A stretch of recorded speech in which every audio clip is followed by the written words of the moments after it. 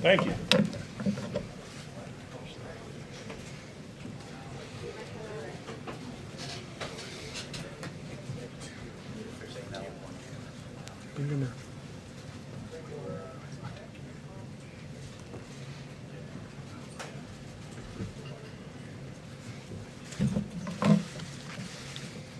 Good morning. Thank you for joining us. My name is Matt Albence. I'm the Deputy Director of ICE and the senior official performing the duties of the Director. Before I begin, I want to take a moment to recognize and thank the dedicated law enforcement professionals that are here on the stage with me. I have Sheriff Jim Skinner from Collin County, Texas, Sheriff Wayne Ivey from Brevard County, Florida, Sheriff Harold Evanson, Rockwall County, Texas, Sheriff Matt Saxton from Calhoun County, Michigan, Sheriff Sarah Warner from Hettinger County, North Dakota, Sheriff Jesse Caswas, Sandoval County, New Mexico, Sheriff Sam Page, Rockingham County, North Carolina, Sheriff Dale Schmidt, Dodge County, Wisconsin. We have Mike Davis, who's the Deputy Principal Legal Advisor for ICE. He's the highest ranking career official within ICE, Office of Legal Advisor, which is one of the most critical enforcement arms within ICE. And we have Chris Cronin, who is the Assistant Director for Enforcement within Enforcement Removal Operations. We are here today to help the public understand the human cost of sanctuary laws and policies which ban and prevent local law enforcement agencies from working with ICE, to include even the simple sharing of information about criminals already in their custody. Laws and policies like these make us all less safe, plain and simple. This isn't a political matter, it's a public safety matter. And it's past time to put aside all the political rhetoric and listen to the facts. And the fact is, people are being hurt and victimized every day because of jurisdictions that refuse to cooperate with ICE. As law enforcement professionals, it is frustrating to see senseless acts of violence and other criminal activity happen in our communities, knowing full well that ICE could have prevented them with just a little cooperation. The type of cooperation we seek is simple. ICE utilizes a decades-old process in which we all issue an official immigration form known as a detainer to advise our law enforcement partners that we have established probable cause to believe that an individual who, again, has already been arrested for an unrelated criminal violation and placed in that agency's custody is an alien who is removable from the United States under this nation's immigration laws. The detainer asks our law enforcement partner for two simple things: advance notice of the alien's release from custody and a brief continued detention of the alien in the partner's custody until ICE can be present to take this individual into federal immigration custody in a safe and secure environment. The fact is that 70% of the arrests ICE makes are at local jails and state prisons across the country. But we used to make more. And we used to get more criminals off the street before sanctuary laws and policies prevented us from doing so, leaving us with no choice but to expend significant additional resources to locate and arrest criminal aliens and other immigration violators out in the community, including at their homes and places of employment. A more dangerous undertaking for our officers and a more disruptive action within our communities. And simply put, a less effective method. There will be criminals we don't find. And sometimes when we do find them, it's only after they've been arrested for another subsequent criminal violation. Our at-large criminal alien and fugitive operation teams are working in your community every day. We'd much rather take custody of criminal aliens in the safety of a jail environment instead of sending our officers out to perform the dangerous and difficult task of finding them all over again because a local law enforcement agency has refused to allow us to exercise our lawful federal authority to make an immigration arrest. There's a lot of misinformation out there with regard to how we do our operations and what is required. So I'm going to give a little bit of information and context to dispel some of those myths and misinformation that's out there. One myth is that sanctuary jurisdictions, along with many politicians and members of the media, continually perpetuate, is that ICE doesn't prioritize its limited enforcement resources. Nothing could be further from the truth. 90% of the people that we arrest in the interior of the United States are convicted criminals individuals who have been charged with a criminal violation, are immigration fugitives, or are illegal reentrants, meaning they've been through the immigration court process previously, been deported, and re-entered illegally, which is a federal felony and one in which we received 7,000 convictions for last year. And the immigration fugitives, to be clear as well, are those individuals who have had their day in court, have exhausted all forms of due process, have been ordered removed by an immigration judge, and have failed to comply with that removal order. Last year, we made more than 105,000 criminal arrests and removed more than 145,000 criminal aliens, to include the arrest of nearly 10,000 gang members and the removal of another 6,000. Many sanctuary jurisdictions will also incorrectly assert that they cannot hand over custody of criminal aliens in their jails unless ICE provides an arrest warrant signed by a federal judge.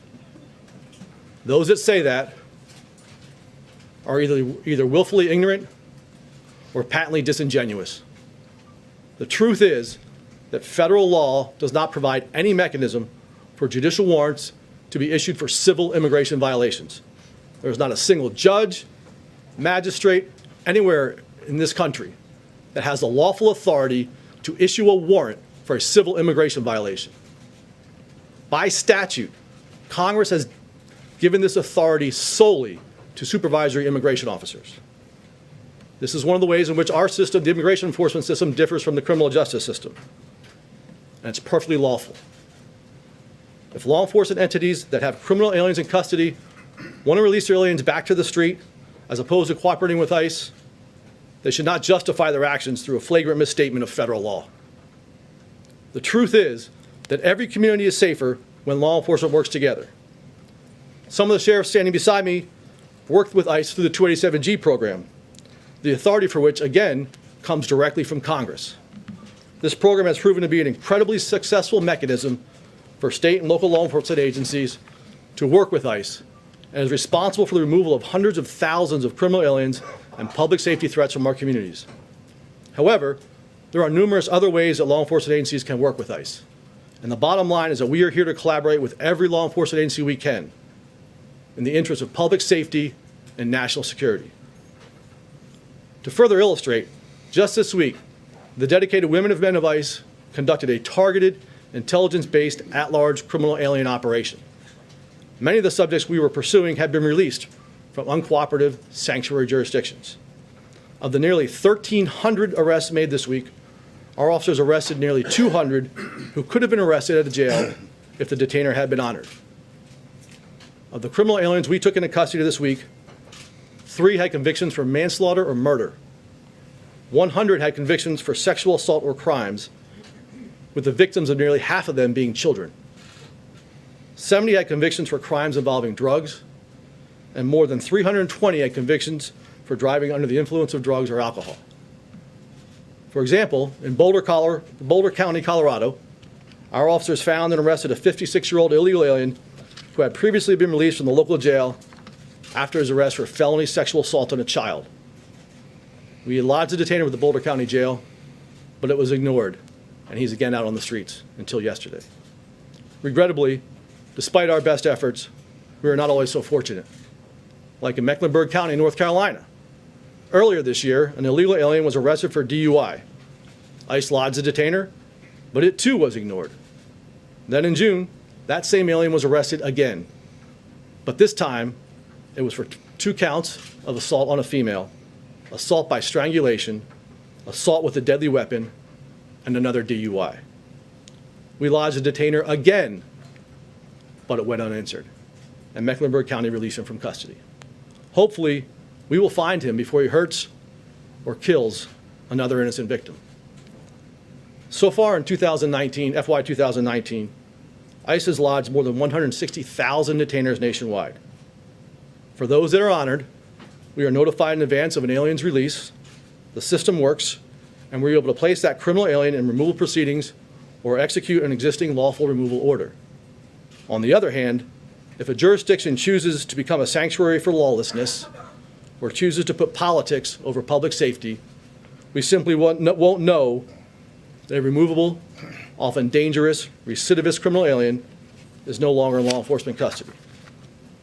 What I can tell you, in my almost 25 years of experience, is that we have seen numerous tragic incidents of aliens being released from custody after having been arrested for a state or local offense, go on to commit other, often more egregious crimes.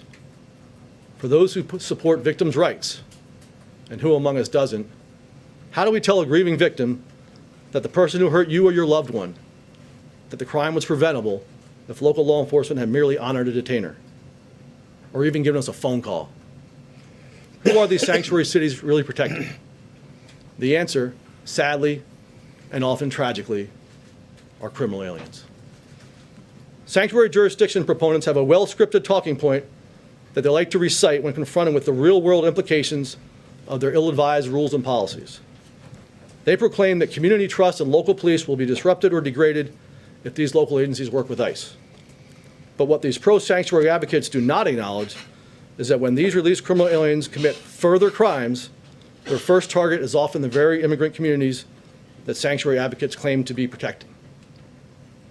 And what does it say to the victims that do report crimes when the law enforcement agencies turn a blind eye to the illegality of the person they just arrested and release him to the street, knowing full well that ICE was willing and able to remove that threat from the community?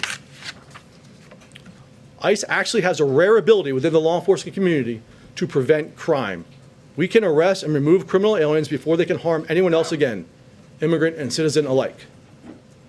Now, I want to take the time to thank our law enforcement partners who understand that working with ICE isn't an immigration issue.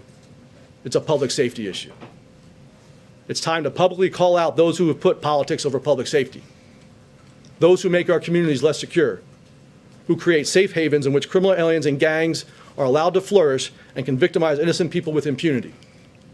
Today, ICE senior leadership is holding press conferences in sanctuary jurisdictions throughout the country to highlight the dangerousness of these laws and policies. California, where the recidivism rate among some illegal alien cohorts is 46%. King County, Washington, Chicago, New York City, New Jersey, Mecklenburg County, North Carolina, Denver, Colorado.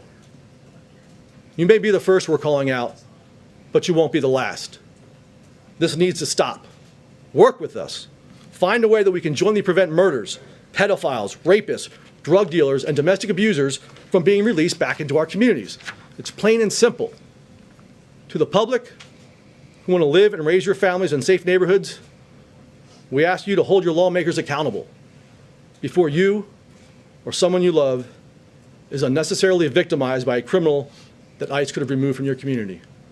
I'll answer questions in a minute, but first, I'd like you to hear from a couple of our partners.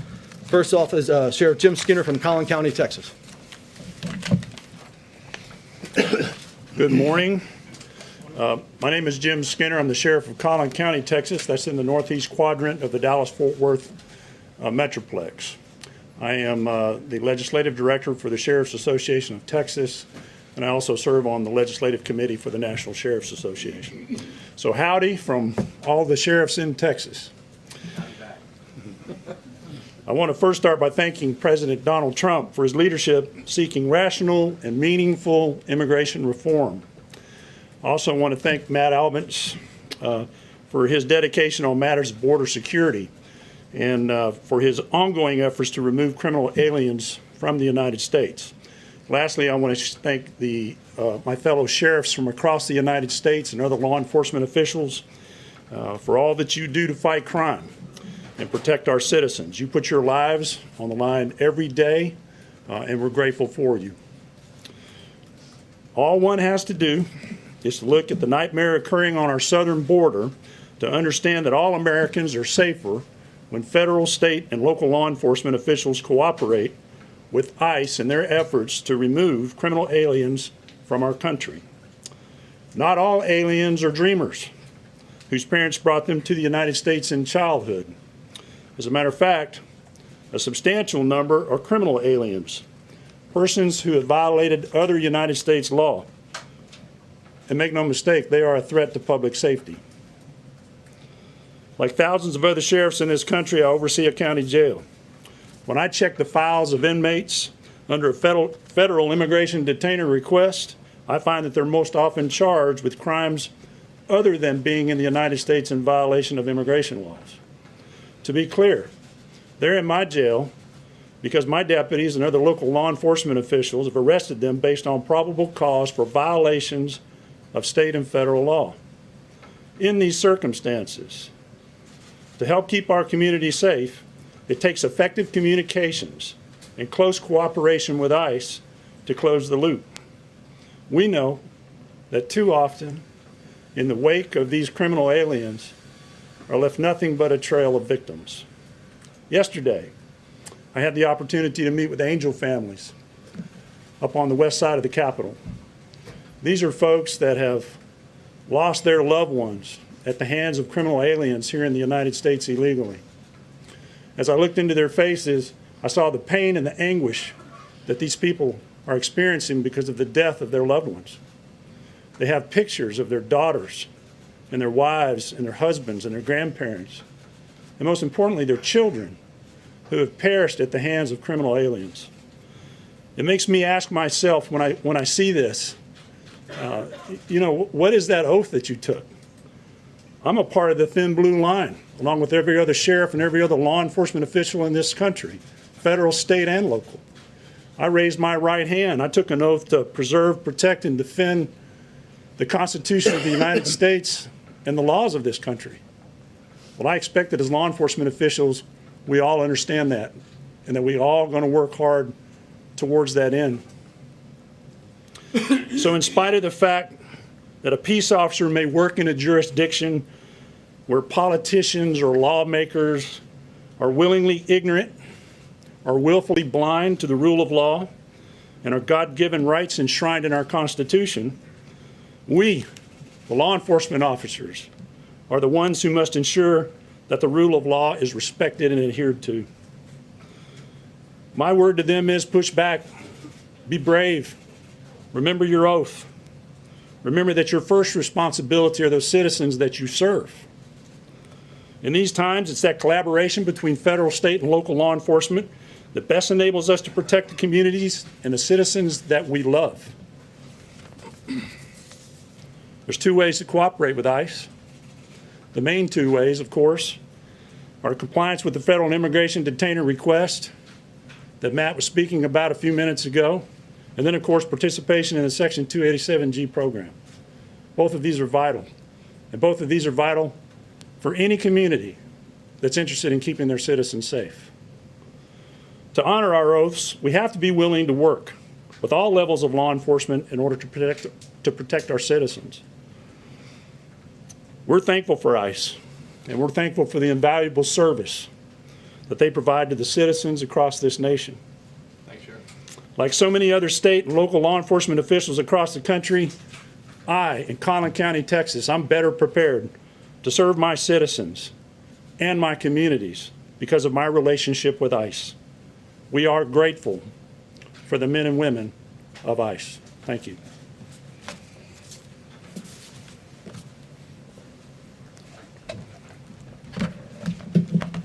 Good morning, everyone. I'm Sheriff Wayne Ivey of Brevard County, Florida. I don't have a howdy or anything like my partner from Texas, but good morning. So, We'll send you a hat. like all the law enforcement officers standing here with me today and the many around the country, we're honored to stand with our director of ICE and our teammates from ICE as we all work together to combat the illegal immigration crisis that is currently impacting our country. In order for us to properly address and combat this growing problem, it is imperative that local and federal law enforcement officers work together, just as they would to battle any other crime that puts our citizens and our country at risk. Unfortunately, though, some in our country think that local law enforcement should not work with ICE on this critical issue, and as such, have created the concept of sanctuary cities to block enforcement efforts. To be clear, the concept of sanctuary cities is perhaps the most ridiculous and outrageous idea I've ever encountered in my almost 40 years of law enforcement. To think that there are those in power who took the same oath of office that we did to uphold the Constitution, who would be willing to oppose the rule of law, is completely insane and unacceptable. That is why I'm extremely proud of the state of Florida as under the direction of our great Governor Ron DeSantis, we recently banned sanctuary cities, creating a partnership environment for local law enforcement officers to work hand in hand with our partners at ICE and CBP. That same law also mandates that rather than releasing illegal aliens back into our communities, county jails must enter in agreements with ICE to temporarily house persons subject to immigration detainers. Governor DeSantis further directed the Florida Department of Corrections to join in a federal immigration enforcement program known as the 287G that enables permitted law enforcement officers to perform immigration law enforcement functions after they have received the appropriate training. In addition, our governor recommended that Florida sheriffs across the board participate in the 287G program, as well as the Warrant Service Officer program, both of which are working perfectly to enhance partnerships between local and federal agencies while making a difference in keeping our communities safe. I'm proud of the state of Florida for taking the lead on this initiative. I can't begin to tell you how important it is for local law enforcement to be unhandcuffed so that we can work with ICE and CBP to enforce the law, to combat illegal immigration, and to protect our citizens. I challenge you to find any other crime where elected officials would want federal and local authorities to not work together. Would they do everything in their power to stop them from working together on a homicide, on a missing child case, on drug cases, or even human trafficking cases? The answer is unequivocally no. They would want them to work together and to do everything possible to solve those cases and bring that criminal to justice. Yet by creating a sanctuary for illegal aliens to hide, they are actually protecting criminals who commit homicides, narcotic violations, commit sexual assaults, and prey upon our citizens. As I said earlier, for some elected leaders in our country to ignore the rule of law and create a sanctuary that protects those who entered our country illegal is not only outrageous, but in my opinion is criminal and an immediate violation of the very oath they took to support, protect, and defend our Constitution. It's time to hold those accountable that create sanctuaries for criminals, and it's time for Congress to stand with our federal law enforcement partners instead of standing in the way of justice and, most importantly, in the way of protecting our citizens. In closing, I have a very simple message for those who want to create a sanctuary that harbors criminals and those members of Congress who have become obstructionists in the protection of our citizens. You need to stop standing with criminals and start standing with the heroic men and women who are putting their lives on the line every day to protect our citizens. Either become part of the solution or get out of our way, because I can assure you that nothing is going to stop local law enforcement from working with our federal partners in the protection of our great nation. And I mean absolutely nothing is going to stop us. Thank you, sir. Sir. Thank you. You mentioned your frustration with passionately obstructionist local governments and in some cases even state houses. What is your message to the people who live in those communities? Not government officials and not those who have a political agenda that might be opposed to ICE in particular. What's your message to the people who live in those places about why it's important you all do what you do and the help that you need? Well, my message to them would be they should be challenging those lawmakers and policymakers within those communities as to why they aren't cooperating with us. Why are they choosing to put politics above public safety? Why do they want these criminals being released back to the street as opposed to being removed from the country if we have a removal order for them? It's kind of incredulous for me to think about that these jurisdictions will want their law enforcement agency to expend the resources to arrest these individuals for a criminal violation that they're sworn to uphold, but yet they will prevent another law enforcement agency from exercising that same responsibility. It doesn't make sense, and I can't believe we're at this point in my 25-year career that I have to go ask another law enforcement agency to help me. When I started in 1994, we had something to do, we had a warrant to serve, or we had someone go out and arrest, you had to beat away partners with a stick because there's so many people willing to help. And frankly, most of them will. I could have had 50 sheriffs up here on the stage if I had the room for it. So it's really these few jurisdictions. It's unfortunate that there happen to be in areas where there are very large populations of criminal aliens. So that's what I would tell them. And your position as far as what the president has said to you with respect to his desire? I haven't discussed this with the president. Have So. not, okay. Ma'am. Yes, I was wondering if you could give more detail on plans to expand family detention, if there will be additional facilities built, or if you will convert other ICE facilities, and what is the goal of detention capacity for families? Okay, so happy to answer that question. I'd really like to try to stay on the topics, but family detention, we can only expand to the level that Congress appropriates. So we can only expend funds that Congress has appropriated for family detention. Right now, that gets us about 3,300 family beds. So in the absence of additional appropriations, we're not looking to expand. We will look to utilize those beds as efficiently as we possibly can. Sir? On this detainer issue, to what extent do you find yourself arresting undocumented immigrants in courthouses? There have been some lawsuits that have been publicized recently. And are there standards with your agency as to when to arrest and when not? That's a great question. Thank you. So the fact that we have to arrest people in courthouses is largely necessitated by the fact that law enforcement agencies will not honor our detainers. 4 or 5 years ago, before this whole sanctuary city issue exploded, we didn't really have to go into courtrooms because we'd be able to get the individual while they're sitting in the custody of another law enforcement agency. With regard to our policy, we worked very closely with the State Association of Chief Justices and State Court Administrators several years ago. Myself, when I was the Assistant Director for Enforcement, worked hand in hand with the leadership of those two agencies to develop a policy. The policy that exists today with regard to how we conduct enforcement operations in courthouses came out of that process. Their feedback, their input was integrated into that policy. Is it a disruption?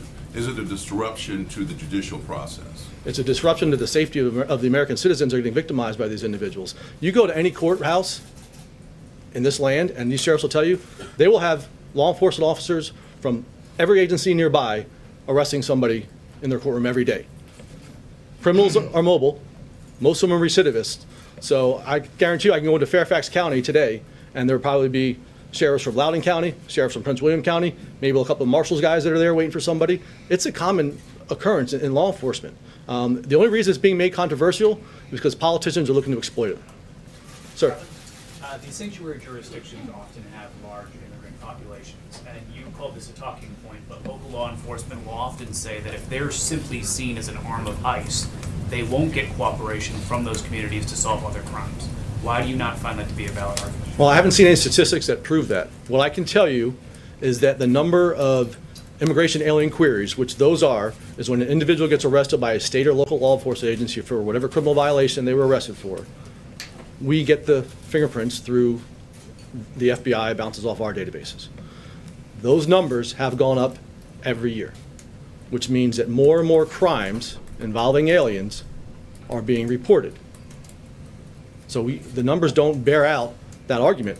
I would think the more chilling effect, as I mentioned, is that those victims that do come forward asking the local police to take this illegal alien out of their house or out of their community, that the police arrest him and he bonds out and goes right back to the same community to victimize it that he was in the first place. What does that do to the victims? They're not going to be willing to report those crimes. And I would say, I've also heard, with regard to crimes of violence and reduction in crimes of violence. In the past 3 years, we have arrested more than 157,000 people that were involved in crimes of violence, to include domestic and family violence. Ma'am.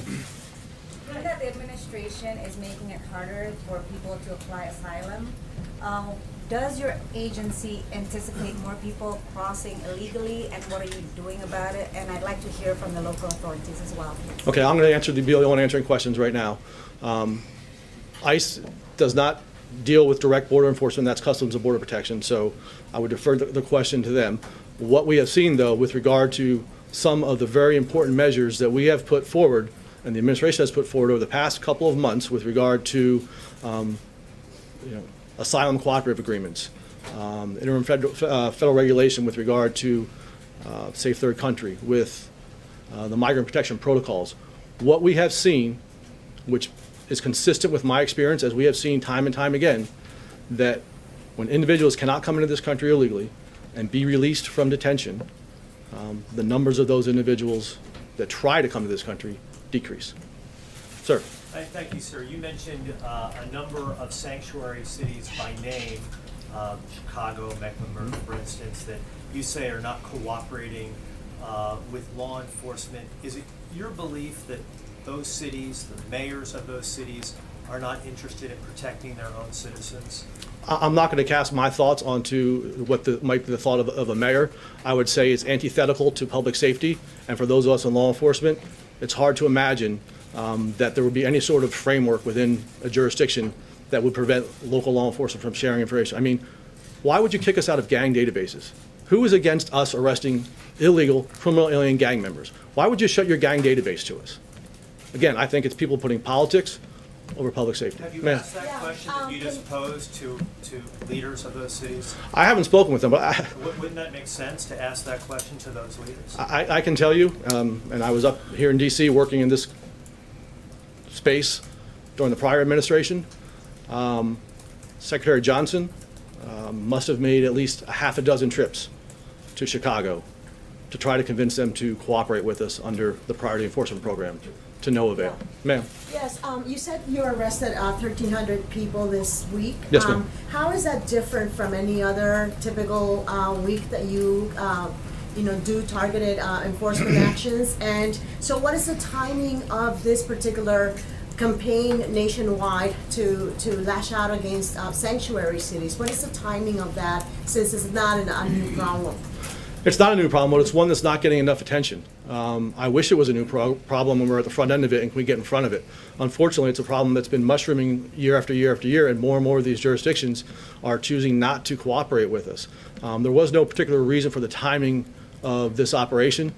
We conduct daily operations every day throughout the country. This was a concerted surge operation in which we had a large number of individuals, many of whom came from these sanctuary jurisdictions, that we went out and tried to effectuate the arrest, just like state and locals will do warrant surges occasionally as well when the backlog grows. Sir? I want to ask you about the asylum deal reached with Honduras. Many asylum seekers are fleeing violence and corruption. Why should they be sent to Honduras, a place with violence, corruption, one of the highest murder rates in the world? Yeah, again, I'm here to talk about what we're talking about. That asylum deal was dealt with by Secretary McAleenan and those hired at the department. I'm not involved in that. Doesn't sending immigrants to Honduras defeat the purpose of Next asylum question, ma'am. and give them safe haven? Thank you. Sir, I want to ask you about the timing of this briefing. There are some people that are going to say that obviously the acting DNI is testifying on Congress. Can you speak to the timing of this and why this is happening right now? Why not wait until after this? It's obviously a big news day in D.C. Well, we started planning this several weeks ago. Why not reschedule it? Well, going to answer your question. Yes, thank you. So we started planning this several weeks ago. We wanted to do it concurrent with the end of the operation. As you can imagine, a large-scale criminal alien operation where we're targeting several thousand criminal aliens takes time to plan.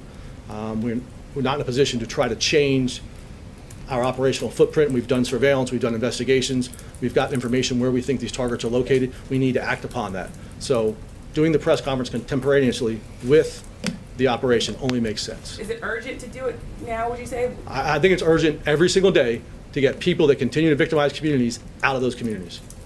Sir? Yes, thank you, sir.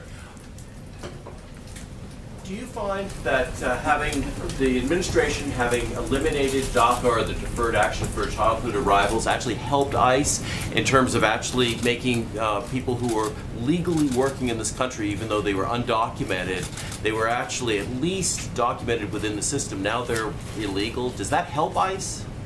Well, as I understand it, and again, it's not something that generally we get involved with, but those individuals' status still remains. So the court, there's an injunction, so those individuals with DACA still have DACA. So the individuals that have DACA that we come in contact with, just as most of the individuals that we come in contact with, is as a result of their interaction with the criminal justice system, meaning they've been arrested for another crime by some state or local law enforcement agency. We received information, generally via the biometrics that are taken upon that arrest, that notifies us this individual was arrested for that crime. Ma'am? Sir? Thank you. In Montgomery County, Maryland, 9 illegal aliens were arrested in just over a month with sex-related charges. Some of them were released back into the community because of the sanctuary policies there. Is National ICE leadership following that case? And in a situation like that, what can you do on your end in lieu of a local policy change in order to increase cooperation with your agency? Well, look, we work closely with both the law enforcement partners as well as elected officials within these cities. We try to find ways to work with them. I can speak specifically to that. We've had meetings with the commissioner of the county and trying to find ways in which he will cooperate with us so they don't turn these dangerous criminals back out into the street. But I don't think anything encapsulates the issue any more so than what's happened in Montgomery County in the last month. If I worked in Montgomery County, I would be ashamed of the fact that I was turning criminal aliens back out into the street, seeing the criminal histories and the victimization that these individuals are causing. And the county executive, Mark Elrich, claimed that he was cooperating more with ICE since the national attention has been brought on that case. Have you found that to be the case? It's been really recently since our field office director met with him, so I really don't have the information on that.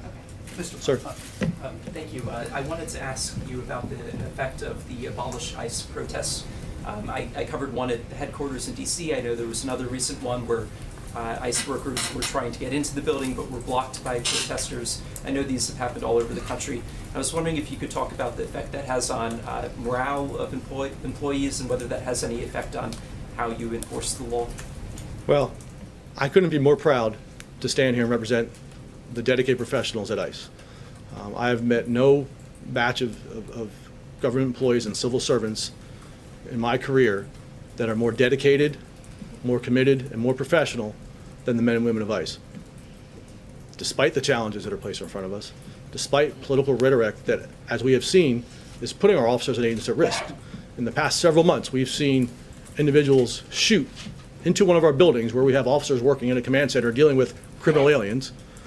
We have seen individuals try to blow up a detention facility.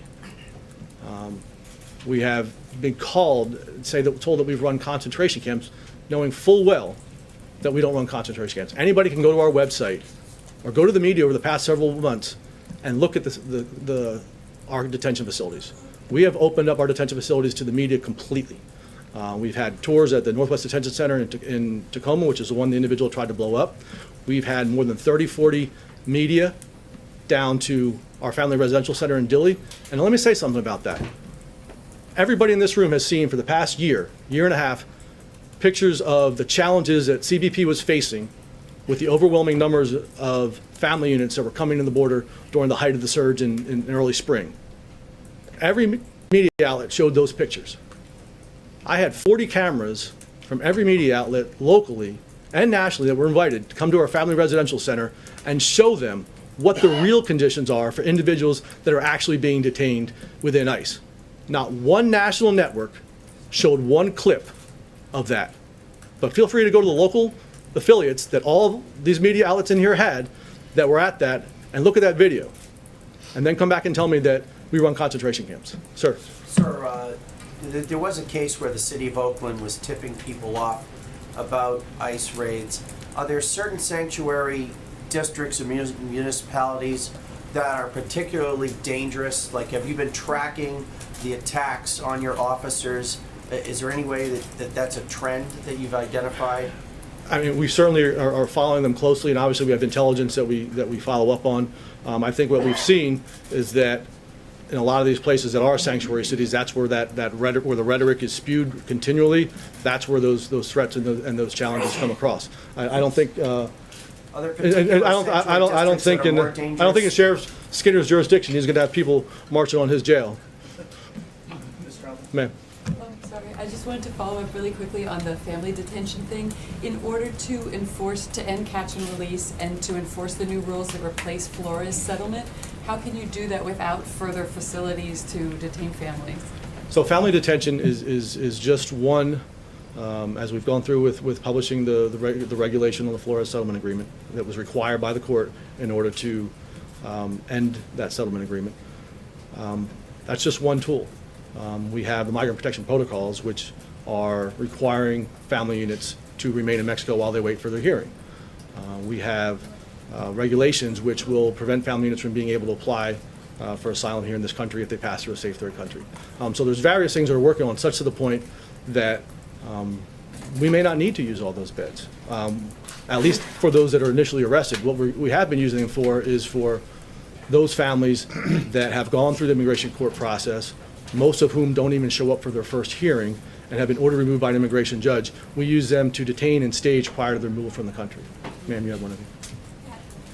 Was the Obama administration doing something differently, or were they more successful at forging local law enforcement partnerships as their removal numbers are far lower than what they are now? So it's kind of apples and oranges. The removal numbers that you're talking about that were higher in the Obama administration were the result of the fact that most of the people coming across the border were individuals that were Mexican nationals that could be returned almost immediately, if not shortly thereafter. That was the largest population that was coming across the border, which is why you have those numbers. If you look at what we've done over the past 3 years, our numbers of criminal aliens being removed from this country have continually increased. And I will note, though, that one of the things when we've talked about with the crisis at the border, it being a humanitarian crisis, a border security crisis, it's also a public safety crisis. We've had to actually redeploy a lot of our interior enforcement resources that would be taking criminal aliens off the street to deal with the onslaught of the surge that was occurring. As a result of that, we have fewer people out there performing criminal alien work, which is why this cooperation is so essential. But as a result of what's going on at the border, there's going to be a double-digit drop in criminal alien arrests this year, directly related to the fact of what's going on at the border and the fact that we had to put more people in detention than we had room for. Sir, last question. Why did that demographic change?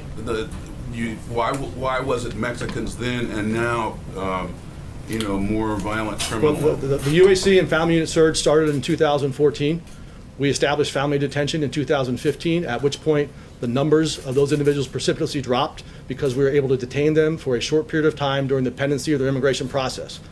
When the courts in California, the Ninth Circuit, made a decision that the protections given to UAC under the Flores Settlement Agreement should also be applied to children that were with their parents, not UACs, and we could no longer utilize family detention. As soon as that happened, the numbers spiked. Sir, last question. Thanks. I'm sorry if you said this, forgive me if I missed it, but did you say how many sanctuary jurisdictions you guys think there are in the country right now? And then secondly, what would you say to a mayor of a city who might point to some of this litigation around the detainers and say that, hey, this is sort of a murky legal area for them, and that's their concern? So I don't have an exact number. I'm happy to follow up with you.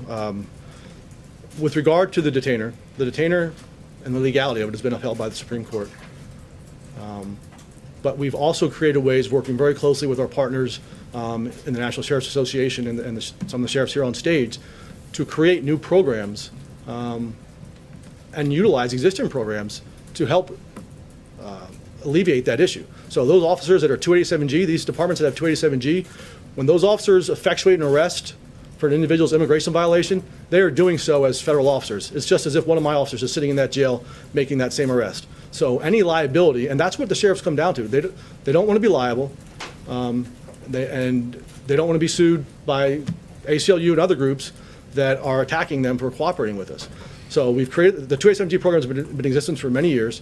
We created the Warrant Servicer Officer Program this year, which gives limited authority to state and local jurisdictions to effectuate immigration arrests at our direction.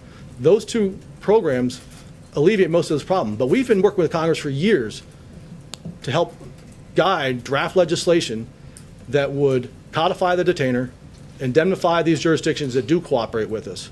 And shockingly, Congress has failed to act on that as well. So I appreciate everybody. Thank you for the time. Can you guarantee criminal victims won't be deported if they come forward? Can you speak to the victims, sir?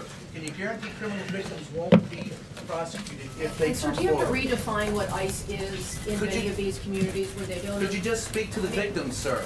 Actually, I am going to speak to that because that's another myth. That's one of the, yes, that's one of the biggest, So- one of the biggest concerns, one of Again, the biggest criticisms. Is we don't know who victims are. The reason we're there in those courtrooms is because we know who the criminal is. The criminal had his fingerprints run. They bounced off our databases. We know who he is. Let me finish. You asked a question. I'm going to finish it. We know who he is, and we're there to make an arrest on that individual. We don't know who the victim is. We don't randomly go in and ask individuals that we don't have probable cause to detain for their status. To this gentleman's prior question, we have a policy which guides that and dictates that. And frankly, we have a robust victim witness program within ICE to assist victims that are on Well, this. that's one of the criticisms, thank is you. that you prosecute victims. It's not a fair criticism. It's not true. Thank you.